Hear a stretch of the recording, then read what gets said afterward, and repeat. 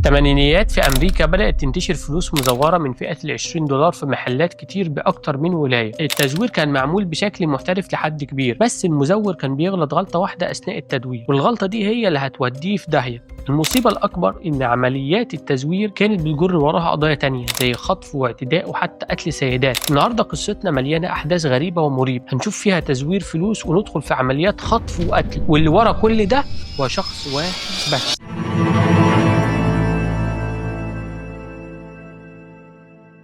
السلام عليكم، معكم احمد عزيز. ولو بيعجبكم هذا النوع من المحتوى شجعوني باللايك وسبسكرايب وسيب لي رايك تحت في كومنت واتفرج على باقي الحلقات. واحب اشكركم على الدعم اللي شفناه اخر 3-4 فيديوهات، فاستمروا في الدعم علشان نفضل مستمرين على الكواليتي اللي بنقدم بيها المحتوى ونوصل لعدد اكبر من المشتركين. وبدون رغي كتير صلوا بينا على الحبيب وبسم الله. في يوم من ايام شهر ابريل سنه 1983 في ولايه كارولاينا الشماليه وصلت شاحنه نقل فلوس لاحد البنوك في المدينه.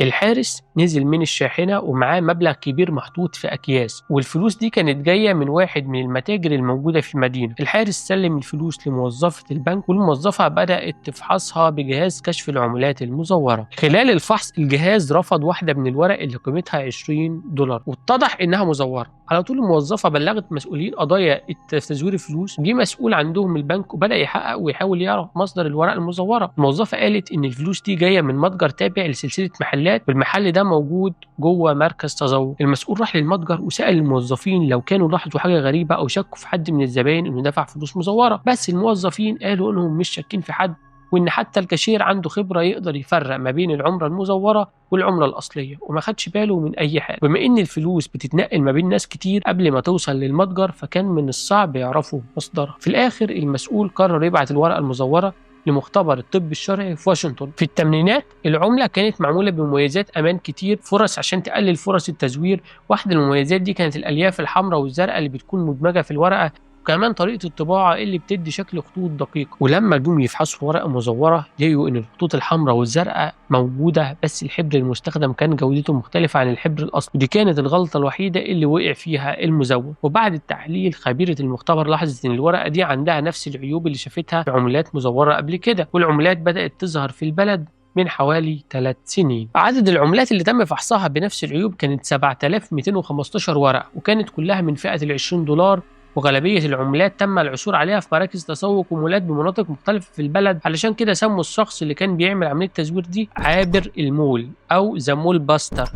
في يوم من الأيام واحد من المتاجر في مينيسوتا دخل زبون واشترى شوية حاجات من المكان، دفع بورقة $20. الموظفة اللي كانت شغالة في الكاشير لما مسكت الورقة حست إن في حاجة غلط، كان عندها شك إن هي مزورة، بس بكل هدوء ادت للراجل باقي فلوس وما عملتش اي ضجه، والزبون خرج من المحل عادي. لكن الموظفه على طول كلمت الشرطه. لما الشرطه وصلت طلبوا منها توصف شكل الراجل اللي اداها الورقه. الموظفه وصفت ملامحه بالتفصيل وعملوا له رسم تقريبي بناء على الوصف بتاعها علشان يحاولوا يوصلوا له. كمان قالت لهم ان عربيته كانت فورد بيضه لكنها ما لحقتش تشوف رقمين اللوحه. الوضع فضل زي ما هو عليه لفتره. الشخص ده كان بيظهر في مدن مختلفه باكتر من ولايه، يعمل نفس الحركه، يدخل مركز التسوق يشتري حاجات كتير جدا ويدفع بفلوس مزوره. والشرطه لاحظت العملات المزوره كلها من فئه $20 اللي كانوا بيلاقوها في المدن كانت بتكون كلها نفس النوع، واضح انها بنفس الشخص اللي مصنعها. بعد شهور من البحث والتدقيق المحامين بداوا يعتقدوا ان الشخص ده ممكن يكون طيار. السبب الاول كان بيتنقل ما بين المدن بشكل مستمر وما بيثبتش في مكان واحد. السبب الثاني هو ان الرسم التقريبي اللي عملوه بناء على وصف الموظفه وصل لمسؤول واحد من المطارات،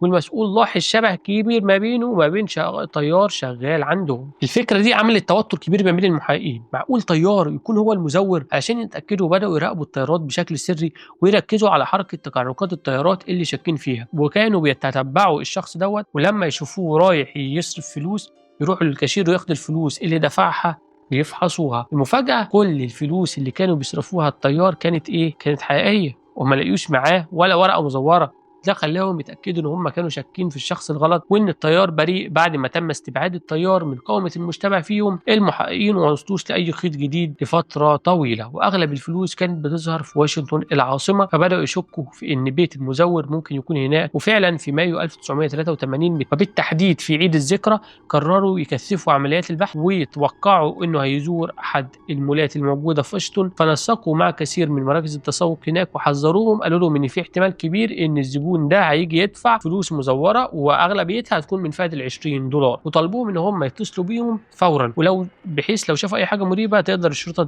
تتصرف. وكمان وزعوا الرسم التقريبي للمشتبه فيه على كل أقسام الشرطة بأمريكا. بعد أيام قليلة المحققين استلموا اتصال من أحد مراكز التسوق. الموظفة قالت إن في زبون دفع لها فلوس مزورة من فئة $20، بس ده حصل قبل حوالي نص ساعة وهي مش عارفة هو راح فين بعد كده. ولما وروها الرسم التقريبي المشتبه فيه قال إن في شبه كبير جدا ما بينه وما بين الشخص اللي هي شافته وما بين الرسمة وما بين الشخص اللي دفع لها فلوس. يعني الموظف وعدهم إن هو لو شافه تاني هيبلغهم فورا. فالموظف لمحه داخل محل أحذية موجود في المول، وبسرعه كلم الشرطه وقال لهم ان الشخص اللي هو اداني فلوس من شويه شفته داخل متجر الاحذيه. فالمحققين وصلوا بسرعه للمكان، ولما حاولوا يقبضوا على المشتبه فيه بدأ يهرب وجري بعيد، لكن المحققين قدروا يمسكوه في النهايه. لما فتشوه لقوا معاه مسدس وفلوس مزوره مطابقه تماما لنفس العملات اللي كانوا بيجمعوها من واخيرا حسوا ان هم قبضوا على الشخص اللي كان ورا الفوضى دي كلها. لما سالوه عن عربيته انكر ان عنده عربيه كان معاه مفتاح سياره، وده خلاهم يشكوا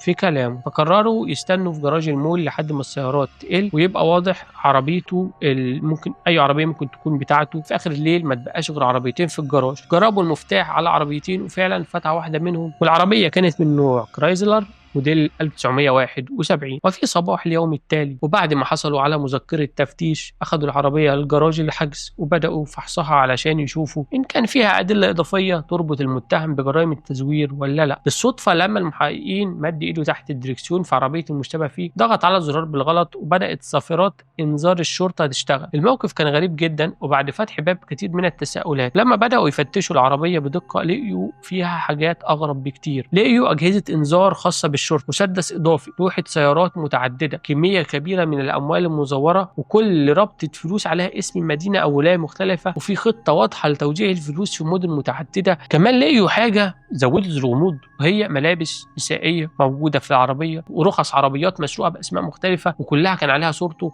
وأدوات وأشياء توحي إن هو بيحاول انتحال صفة ضابط شرطة. لما قبضوا عليه كان معاه رخصة باسم روجر كولين بلانشارد، ولما سألوا عن تاريخ ميلاده اداهم الشهر والسنه صح لكن اخطا في اليوم، وده خلى المحققين يشكوا ان هو بيستخدم هويه مزيفه اساسا. اخذوا بصماته وبالفعل عرفوا الحقيقه. اسمه الحقيقه هو جيمس ميتشل، وكان عنده وقتها 44 سنة. وفي سنة 1976 تم القبض عليه بتهمة مختلفة منها التزوير. وقتها كان بيزور أوراق من فئة $100 لكن بشكل أقل احترافية. السبب اللي خلاهم ما يربطوش ما بينه وما بين $20 ان التزوير، الفرق بين التزوير الحالي والتزوير القديم متطور جدا وكان بيزور بطريقه احترافيه. فقرر تغيير العمر $20 بدل $100 لان صرفها كان اسهل واقل لفتا للانتباه، بالرغم ان تزوير فئه $100 كان هيوفر عليه مجهود اكتر. ورقه واحده بتساوي 5 ورقات، الا انه اتعلم من اخطائه السابقه. وكان متهم كمان بالاعتداء على عدد من النساء، تم سجنه لمده 2 فقط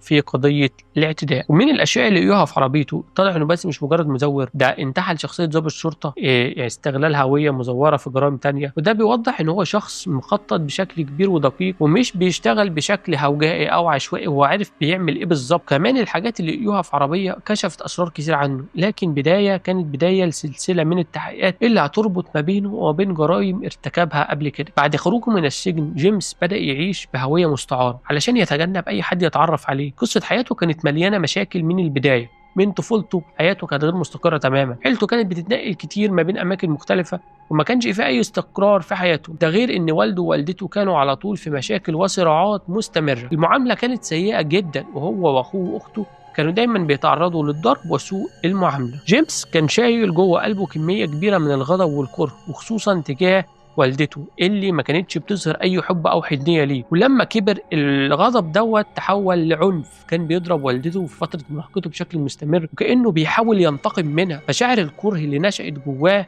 تجاه والدته انعكست على علاقاته مع جميع النساء. كان بيحس انه محتاج ينتقم من اي ست علشان يعوض الظلم اللي شافه من والدته. الغريب ان بالرغم من كرهه للنساء حاول يبني علاقات في حياته واتجوز 5 مرات، لكن زيجاته فشلت وانتهت بالطلاق. في الوقت اللي تم القبض عليه سنة 1976 كان المحقق المسؤول عن قضيته بيحاول يفهم أكتر عن جرائمه، ولما العملاء دهموا بيته بحثا عن الأدلة كانوا بيدوروا على المطبعه اللي بيستخدمها في تزوير الفلوس. في الطابق الاول ما لقيوش اي حاجه واضحه او مفيده، لكن في الطابق الثاني مجرد ما شغلوا النور اشتغل جهاز عرض الافلام وبدا يعرض مشاهد صادمه عن العبودية والتعذيب. العملاء اتصدموا لأنهم كانوا بيدوروا على مطبعة عملات، لكن اللي شافوه كان حاجة مختلفة تماما ومرعبة. لما كمان لقيوا بطاقات مكتوب عليها أسماء نساء وأوصافهم، وده خلى الأمور تبقى أكثر تعقيدا. لما دخلوا غرفة النوم لقيوا الباب مقفول، كسروا القفل باستخدام مطرقة ضخمة، ولما دخلوا اكتشفوا مطبعة العملات المزورة اللي كان بيستخدمها، وكان في عينات فلوس مرمية على الأرض. بالرغم من كل الأدلة اللي لقيوها وقتها،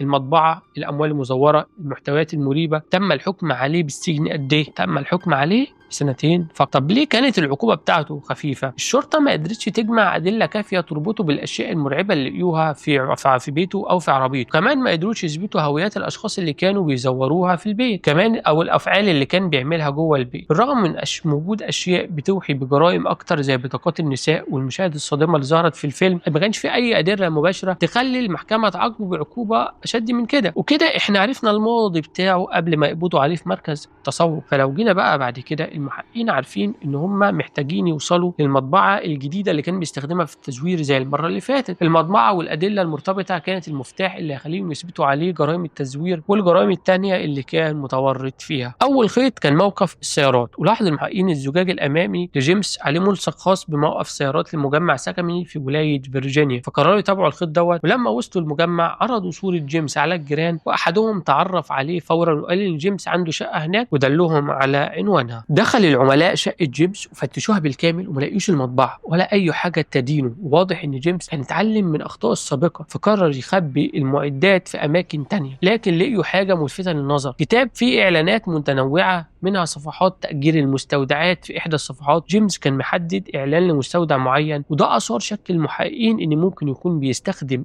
المستودع دوت لإخفاء المطبعة فيه. على طول توجه العملاء المستودع وعرضوا صورة جيمس على المسؤولين هناك، واللي اكدوا ان هو مستاجر مكان بالفعل هناك. كسروا القفل، فتحوا الباب، وهناك كانت المفاجاه، المطبعه ما كانتش موجوده هناك. لقيوا بدل المطبعه صناديق مليانه صفارات انذار، اضواء خاصه بالشرطه، حوالي 50,000 دولار من الاموال المزوره، كلها زي ما قلنا من فئه $20. كمان كان في شارات شرطه مزوره، هويات مزوره، اسلحه مختلفه، حاجات تانية كتير كان بتبين ان هو كان بيخطط لاكتر من مجرد ان هو مزور فقط. ايه هو السؤال اللي شاغل بال المحققين؟ ليه جيمس كان بينتحل صفه ضابط شرطه؟ ايه علاقته بالتزوير والادوات ديت؟ لحد اللحظه دي تزوير الاموال بيعتبر اقل جرائم جيمس، لكن اللي كان واضح قدام المحققين ان هم قدام شخص معقد جدا وجرائمه اكبر واخطر من مجرد تزوير فلوس. لما بدا المحققين يفتحوا الصناديق اللي لقيوها في المستودع، صادفوا شيء صادم جدا، اشرطه صوتيه داخل احد الصناديق اللي لقيوها، والمسؤول قرر يشغل احد الاشرطه دي علشان يفهم محتواها. وهنا كانت المفاجأة المرعبة، كان في صوت امرأة بتبكي وتتوسل لجيمس ان هو ما يقتلهاش. صراخها كان مليان رعب وكانت بتتكلم وكأنها طفلة صغيرة. المحققين اتصدموا بالكامل والتساؤلات بدأت تتزايد. مين الستات دول؟ ايه اللي حصل لهم؟ ازاي ممكن يربطوا الأشرطة دي اللي هم سمعوها بأي جريمة؟ لكن للأسف لحد اللحظة دي الأشرطة دي كانت الشيء الوحيد عندهم عن النساء اللي تعرضوا للتعذيب، وما كانش فيه أي معلومات تانية توضح مين هم وايه اللي حصل لهم. فبينما كانوا بيفتشوا الصناديق لقيوا ايصالات بريديه، ومن واحد من الايصالات كان مرتبط بمستودع تخزين فعلى طول توجهوا لعنوان المستودع الثاني اللي موجود على الايصال، وعرفوا وعرضوا صورة جيمس على المسؤول هناك، وأكد لهم إن جيمس بالفعل كان مستأجر مستودع عندهم. كسروا القفل ودخلوا المستودع، وهنا لقيوا إيه؟ لقيوا المطبعة اللي كان بيستخدمها بالفعل في التزوير. بجانب المطبعة لقيوا كمية كبيرة من الأموال المزورة بقيمة $250,000 تقريبا. المستودع كان مليان حاجات أكثر من مجرد مطبعة والأموال المزورة، أسلحة متنوعة، مسدسات، سكاكين، أدوات طبية واضح إن هي بتستخدم لأغراض غير معروفة. اللي بيخلي أدوات طبية بتعمل عنه إيه في المستودع؟ كان في كمية حبال كتيرة موجودة هناك، ربما كانت تستخدم في تقييد الضحايا. صور للنساء، الصور كانت في وضعيات غريبة جدا، وكانت بتلتقط بعد ما بيعتدي عليهم ويربطهم بالحبال. كمان لقيوا حاجة غريبة، أكتر من 100 قطعة ملابس نساء داخلية ومجوهرات ورخص قيادة وأشياء شخصية متنوعة. عدد الملابس النسائية يوحي بأن جيمس كان متورط في أكتر من جريمة اعتداء بل وربما قتل. الصور دي أكدت إن الضحايا بيتعرضوا للاعتداء بعد منها بيتخلص منهم وبيقتلهم وبيحتفظ بملابسهم. المحققين جمعوا كل محتويات المستودع حوالي 144 صندوق، تم إرسالهم للمختبر علشان يتم فحصه. بالرغم من جبل الأدلة اللي أنا قلته لكم واللي تم العثور عليه، المحققين ما يقدروش يحددوا هوية أي حد من الضحايا ولا الملابس النسائية ولا الصور ولا حتى المجوهرات أو رخص القيادة. كل الأدلة بتشير لعدد ضخم من الجرائم، لكن مفيش أي وسيلة تربطها بأشخاص معينين. تساؤلات المحققين بدأت تتزايد. هل جيمس كان بيستهدف نساء بدون عائلات أو نساء بلا مأوى، ناس هوملس، ولا كان بيعمل كده بشكل منهجي علشان يتجنب ترك أي أثر يدل على الضحايا؟ وكمان إزاي قدر يخفي هويتهم بشكل كامل من كل الأدلة اللي موجودة؟ بعد المحققين لقوا صور النساء في مستودع جيمس، ناقشوا فكرة نشر الصور للعلن علشان يتعرفوا على الضحايا، لكنهم قرروا ان دوت ممكن يكون انتهاك للقانون، وخصوصا الضحايا، ودوت ممنوع في القانون الامريكي يعني، خصوصا ان بعضهم ممكن يكون على قيد الحياة.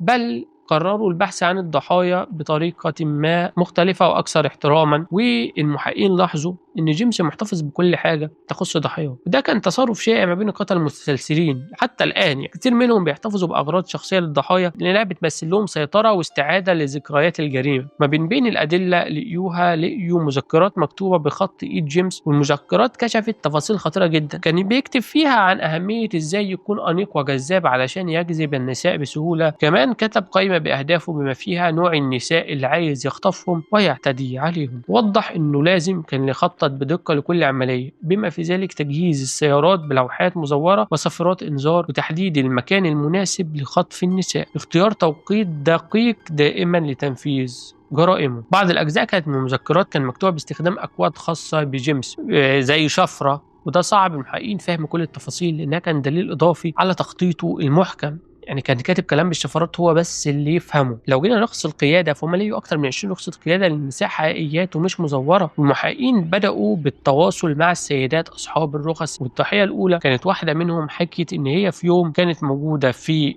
بار، وهناك حاول شخص نحيف في اواخر الثلاثينات من عمره ان هو يتعرف عليها، فحست بالخوف منه وقررت ان هي تسيب المكان. ولما رجعت البيت اكتشفت ان رخصة قيادتها مفقودة. واضح ان جيمس كان بيحاول يجمع معلومات عنها او يخطط بعد كده لاستدراجها. الضحايا الباقيين كانوا سيدات اخريات حكوا قصص مشابهه، قالوا ان هم تعرضوا لمحاولات تعرف من شخص ما بنفس الطريقه وبنفس الوصف اللي انا حكيته لكم من شويه، ولاحظوا بعد كده ان هو رخص قيادتهم بتختفي. بالرغم من ان السيدات اصحاب رخص القياده كانوا على قيد الحياه، كل القصص اللي حكوها اكدت ان جيمس كان بيخطط لاستهدافهم، وده واضح ان الاحتفاظ برخص القياده كان جزء من طريقته للتتبع والتخطيط. جيمس ما كانش مجرد مزور، بل كان مهووس بتعذيب النساء واستهدافهم بشكل منهجي، واحتفاظه برخص القياده كان جزء من طريقته في بناء مجموعه تذكاريه اللي بتمثل سيطرته على ضحاياه. النساء اللي استطاع المحققون الوصول اليهم كانوا محظوظين لان هم ما وقعوش في قبضته، لكن وجود رخصهم كان ضمن اغراضه كان دليل على انهم على وشك ان يكونوا هم الضحايا المستهدفين والمحتملين. رغم الادله الكثيره، جيمس كان بيتعمد على خطط معقده لتجنب ترك اثار تربطه مباشره بالضحايا، ولكن مع استمرار التحقيقات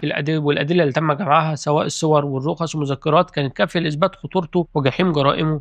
وبعد المحققين عرفوا ان جيمس كان متزوج 5 مرات وطلق زوجاته، قرروا يحاولوا يتواصلوا مع واحده منهم علشان يعرفوا ان كانوا متورطين معاه في الجريمه، او على الاقل يعرفوا اي معلومات مفيده عن جرائمه. طريقته الاولى وهي مريان، دوت اسم مستعار. المحققين قدروا يوصلوا لمريان واخفوا هويتها الحقيقيه احتراما لخصوصيتها. مريان حكت ان هي قابلت جيمس في سنه 1964، وصفته بالراجل المثالي، راجل انيق ساحر بالكلام، كان بيعرف ازاي يكسب ثقه الناس بسرعه. بعد فتره من الزواج بدات تلاحظ عليه تصرفات غريبه منه. طلبات جيمس كانت غريبه، كان بيطلب منها ان هي تقف قدام الكاميرا وبتقوم بتصرفات غريبه، وكان بيصورها وهي بتعمل كده، وكان بعد كده بيهددها بالصور والحاجات اللي هو صورها لها، وقال ان هو هيبعت الصور لاهلها واصدقائها لو ما نفذتش اوامره. ولما المحققين عرضوا عليها بعض الصور لقوها في المستودعات، سالوها اذا كانت تعرف واحده من النساء دول، ومريان اكدت ان هي ما تعرفش ولا واحده منهم، لكنها كشفت ان كل الصور دي تم تصويرها في بيتهم. جيمس كان بيجيب النساء للبيت وبيعمل اللي بيعمله وبيصورهم بنفس الطريقه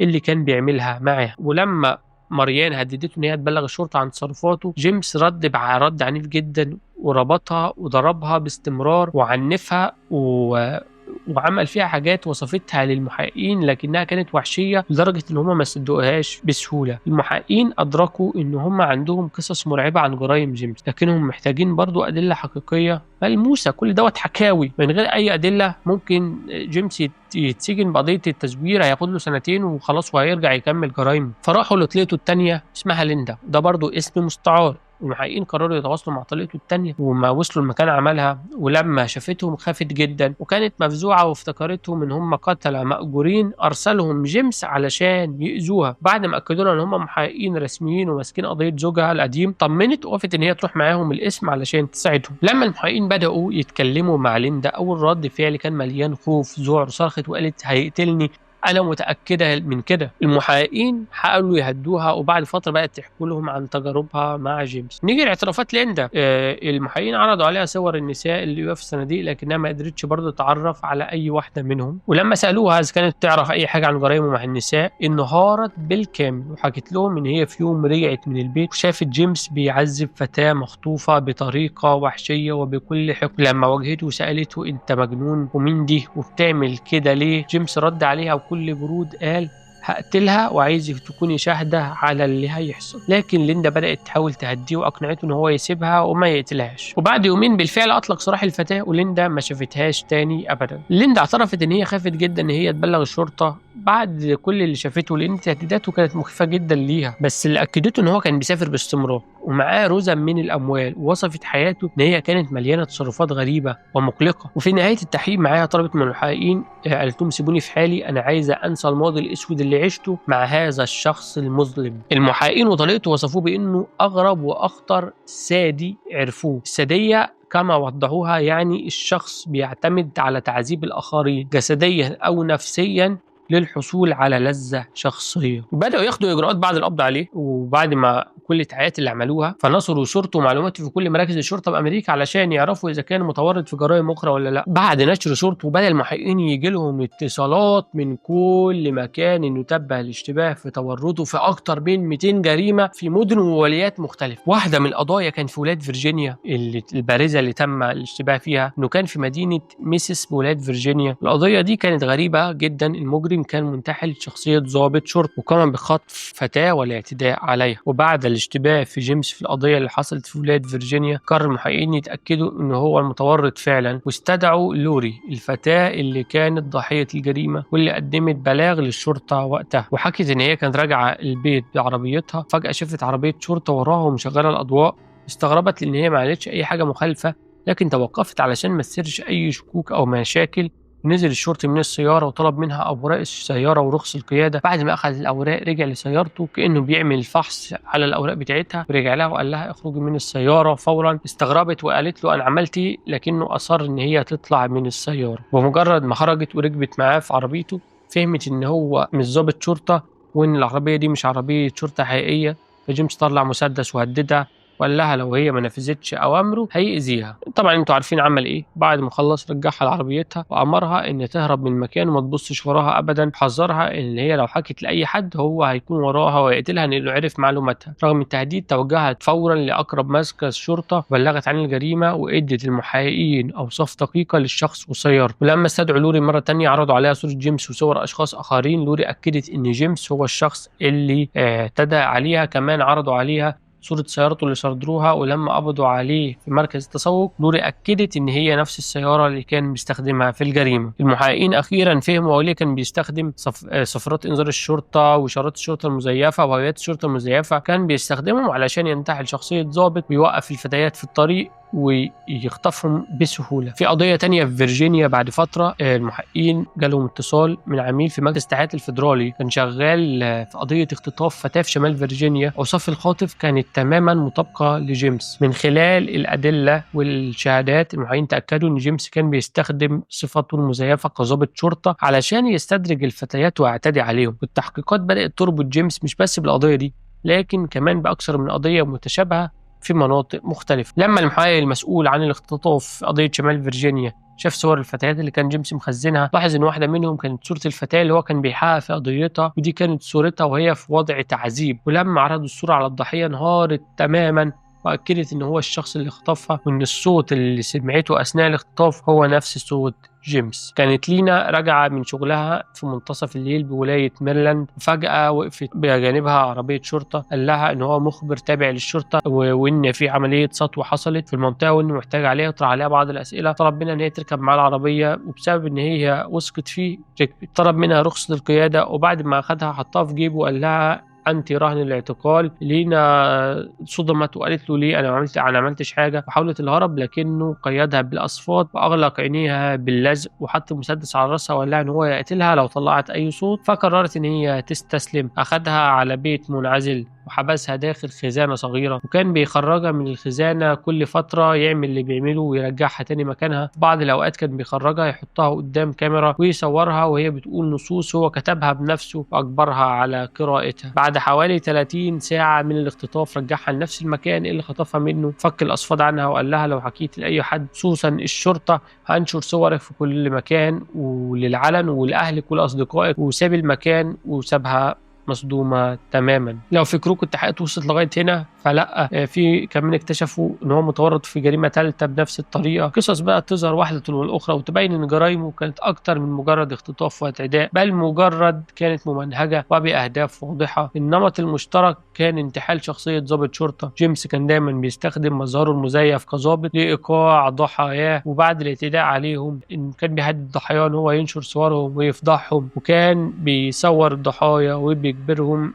على قول نصوص معينة كجزء من طريقته، لأنه كان بيحب الاحتفاظ بأدلة جرائمه كنوع من السيطرة. في يوم 12 نوفمبر 1979 في فتاة اسمها كارلين كان بتعمل واحدة من أحد المتاجر. فجأة دخل عليها رجل وسألها إذا كان المدير موجود، ولما جاوبته وقالت له ما فيش حد غيرها استغل الفرصة وسحب مسدسه ووجهه لها وربط كارين بحبل وسرق الفلوس الموجودة في المتجر. ويظهر الأمر كأنه عملية سطوة عادية، لكنه بعدها أخدها معاه في سيارته وهددها. قال لها لو عملت أي تصرف غبي فأنا هقتلك. جيمس قاد السيارة لمدة ربع ساعة إلى بيت بعيد، وهناك عمل اللي بيعمله بشكل متكرر وصورها عدد الصور وخلاها تسجل نفس الصوت. وفي اليوم التاني نزلها بالقرب من حديقة واداها مبلغ من المال علشان تعرف تتصل بأهلها. أو حنين قوي، حنين قوي، قلبه طيب، ودوت كان بيعكس طبيعة جيمس المعقدة. لما استدعوا كارين عرضوا عليها صورته وبعض التسجيلات اللي كان محتفظ بيها، وأكدت بنسبة 100% إنه نفس الشخص اللي خطفها واعتدى عليه. بهذا الشكل وبشكل قاطع المحققين قدروا يربطوا جيمس ب3 قضايا اختطاف واعتداء: دور اللي خطفها في غطاء انه ضابط شرطه، دينا اللي خطفها بحجه التحقيق في عمليه سطو وهميه، كارين اللي خطفها في عملية سطو وسرقة. بالرغم من الصور اللي يقف في مستودعاته لأكثر من 100 امرأة، المحققين ما قدروش يوصلوا غير لل3 دول بس. نيجي للحظة الحاسمة واللي انتم مستنيينها، والمحاكمة بدأت يوم 29 إبريل سنة 1985، والاتهامات اللي وجهت له: اختطاف واعتداء 3 نساء، 2 تزوير الأموال. وخلال المحكمة تم استدعاء الضحايا ال3 كشهود لإثبات الجرائم اللي ارتكبها، والأدلة كانت دافعة ودامغة من الصور والتسجيلات وصولا لشهادات الضحايا. وتم الحكم عليه ب 240 سنة تهمة الاختطاف والاعتداء. تم الحكم عليه ب 135 سنة إضافية تهمة تزوير الأموال. وكان الحكم بمثابة عدالة مرضية للضحايا ولكل من تأذى من جرائم. المحققين كمان اشتبهوا في تورط جيمس في أكثر من 10 جرائم قتل، لكنه كان ذكي جدا في التخلص من الأدلة اللي كانت ممكن إن هي تدينه. تم اتهامه بارتكاب جريمتي قتل، لكنه ما اتحكمش عليهم لعدم وجود أدلة كافية. بعد المحاكمة حاول بعض العملاء زيارة جيمس في السجن لسؤاله عن الجرائم اللي كان متهم فيها، لكنه رفض تماما ورد عليهم بأسلوب متعجرف وساخر. قال إن هو مش هيجاوب على أي سؤال. قضى جيمس حياته في السجن مرفوض مكروه من المجتمع. كان معروف بكراهيته الشديدة للنساء، واللي غالبا كان سببها طفولته مع والدته القاسية. وفي سنة 2011 توفى جيمس داخل السجن عن عمر يناهز 70 عام بسبب الالتهاب الرئوي. قصة جيمس مليانة بجرائم بشعة: تزوير أموال، اختطاف نساء، الاعتداء عليهم، التلاعب النفسي والتهديد. نهايته في السجن كانت مستحقة، لكن ما قدرتش تعيد الضحايا اللي فقدوا حياتهم أو ضحاياهم وعاشوا حياتهم في خوف بعد تجاربهم المريرة معه. كان يستحق الإعدام وبكل تأكيد. وبكده نكون وصلنا لنهاية الفيديو بتاع النهارده. عجبكم الفيديو اساسا ما تعرفش تعملوا لايك وسبسكرايب وشير في كومنت وبس كده. سبحانك وبحمدك أشهد أن لا إله إلا أنت أستغفرك وأتوب إليك. سلام.